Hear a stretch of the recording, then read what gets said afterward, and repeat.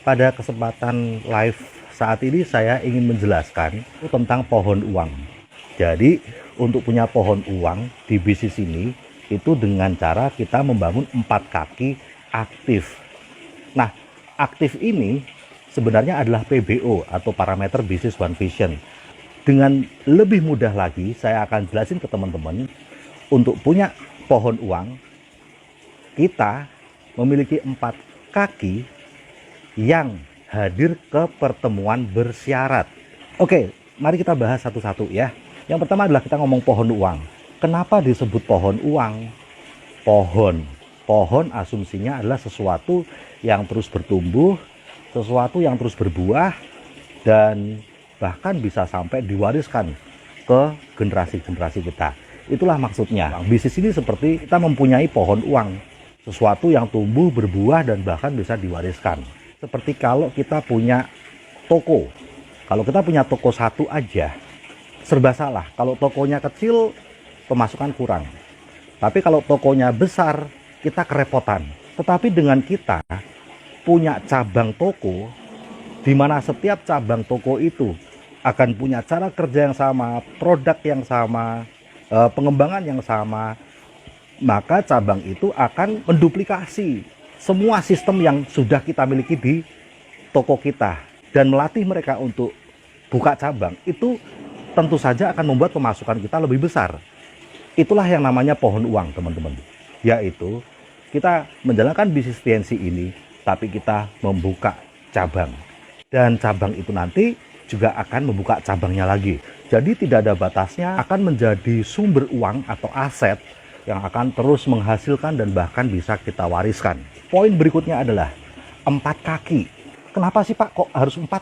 Ya itu ada hubungannya dengan marketing plan TNC. Gini deh, dari awal deh kita bergabung punya 4 kaki, maka akan membuat kita cepat sekali naik peringkat ke bintang 5, ke bintang 6, di mana peringkat bintang 5 dan bintang 6 itu adalah masalah akumulasi atau nabung omset sejak kita bergabung. Nah, nabung omset ini keroyokan antara kita dengan cabang kita. Tentu saja kalau kita cuma sendirian atau cuma punya satu cabang, berbeda sekali dengan kalau kita punya 4 cabang. Penjumlahan tabungan omsetnya kita dan cabang kita kalau 4 cepat sekali untuk naik ke bintang 6. Mengurusi 4 cabang itu juga nggak repot gitu, dibanding kalau punya 10 cabang. 4 cabang itu nggak repot. Kalau Anda punya 2 kaki bintang 8, Anda namanya Bronze Lion. Dapat tambahan bonus sharing internasional. Omset TNC seluruh dunia akan dibagikan pada peringkat Bronze Lion per 3 bulan seumur hidup dan bisa diwariskan, selain bonus bulanan dan mingguan. Kalau 3 cabang Anda jadi bintang 8, Anda namanya Silver Lion gitu.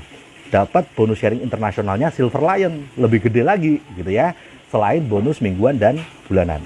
Kalau Anda 4 kaki bintang 8 namanya Good Lion. Nah, Good Lion ini bonus sharing internasional Anda jauh lebih besar lagi. Kalau 4 kaki Anda jadi Good Lion, Anda director. Nah, penghasilan seorang director tuh lebih gede daripada penghasilan diamond. Itulah gunanya punya 4 cabang. Itulah sebabnya di parameter Business One Vision itu ada namanya Royal gitu, punya 3 kaki CP. Tapi juga ada namanya Crown. Crown itu punya 3 kaki Royal, kaki keempatnya CP. Tuh, kaki keempat nongol kan? Gitu. Kemudian kalau nanti jadi ambasador itu karena punya 3 kaki Crown, kaki keempat CP. Tuh, 4 lagi kan? Kemudian kalau Majesty itu punya 4 kaki Crown. Nah, 4 lagi kan? Tapi kaki kelimanya ada lagi CP. Nah, di sini bukan hanya masalah punya 4 downline, bukan masalah 4 cabang saja, tapi 4 cabang yang seperti apa? 4 cabang yang akan terus bercabang. Itu beda ya dengan punya 4 cabang. Tetapi bagaimana caranya? Ini dia kunci pentingnya. 4 cabang, 4 kaki yang hadir di pertemuan bersyarat. Kalau di Winners itu ada acara GTR, Golden Ticket to Royal. Ya, di minggu 1, minggu 2 kita penuhi syaratnya dan kita harus mempunyai 4 cabang yang juga memenuhi syarat GTR. Nanti ada acara CP Club.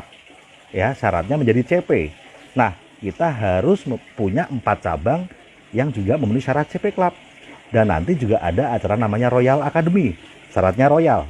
Kita harus punya 4 cabang yang memenuhi syarat royal. Nah, kenapa kok pertemuan, Pak? Bukankah ada kaset juga, ada audio? Bukankah ada buku juga? Itu ibarat kata seperti sekolah, teman-teman. Ya, seorang murid tentu saja banyak mata pelajaran yang harus dia kuasai. Nggak cuma matematika aja kan, nggak cuma bahasa Inggris aja kan, gitu. Tetapi banyak mata pelajaran. Nah, ngumpulnya di mana? Di pertemuan. Ya kan, semua mata pelajaran itu akan diajarkan kalau dia masuk sekolah. Sehingga asalkan anak kita mau masuk sekolah, maka dia akan menguasai semua ilmunya. Nah, di pertemuan itu juga mencampurkan seluruh panca indera. Jadi, kalau buku itu biasanya cuman panca indera penglihatan. Kalau audio atau neti ya, itu panca indera pendengaran. Tetapi dengan adanya pertemuan, maka semua berproses. Sehingga ini akan lebih komplit.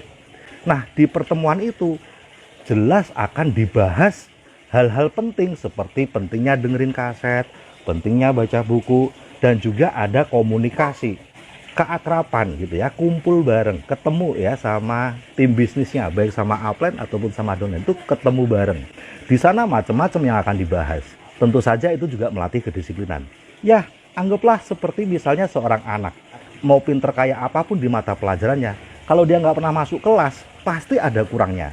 Itulah teman-teman penjelasan singkat. Kalau kita ingin merdeka, kalau kita ingin freedom, ya merdeka waktunya, tidak terpenjara kerja sama bos, dan juga merdeka ekonominya.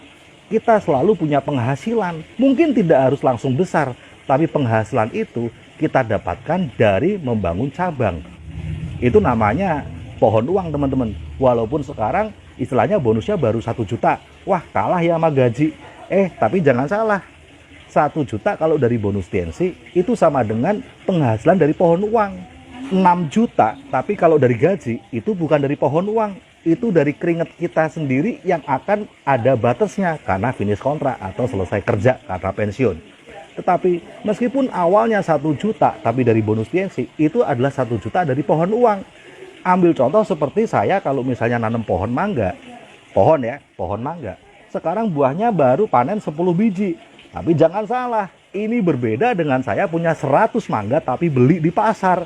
Kalau 100 mangga tapi beli di pasar, akan ada batasnya.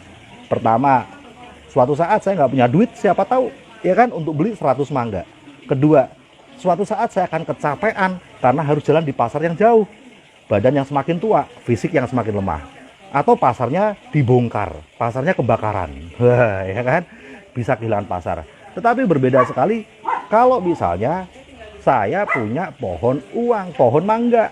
Walaupun sekarang baru 10 mangga, tetapi dari pohon itu, one day, cepat atau lambat, pohon itu akan jadi 100 buah, 200 buah, bahkan mangga-mangganya bisa saya tanam untuk menjadi pohon mangga berikutnya. Apakah teman-teman ingin punya pohon uang dalam hidup Anda? Punya pohon uang bukan ngomongin tentang masalah orang kaya. Punya pohon uang ngomongin masalah ketenangan pikiran, di mana pohon uang itu adalah aset, sebuah bisnis yang bisa bercabang.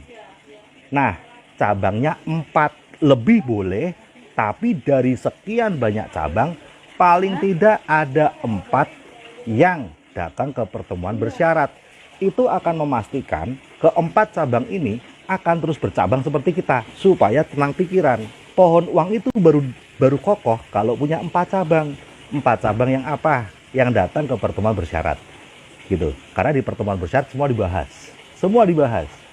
Dan itulah sebuah duplikasi yang paling nyaman, paling enak dibandingin pekerjaan apapun juga.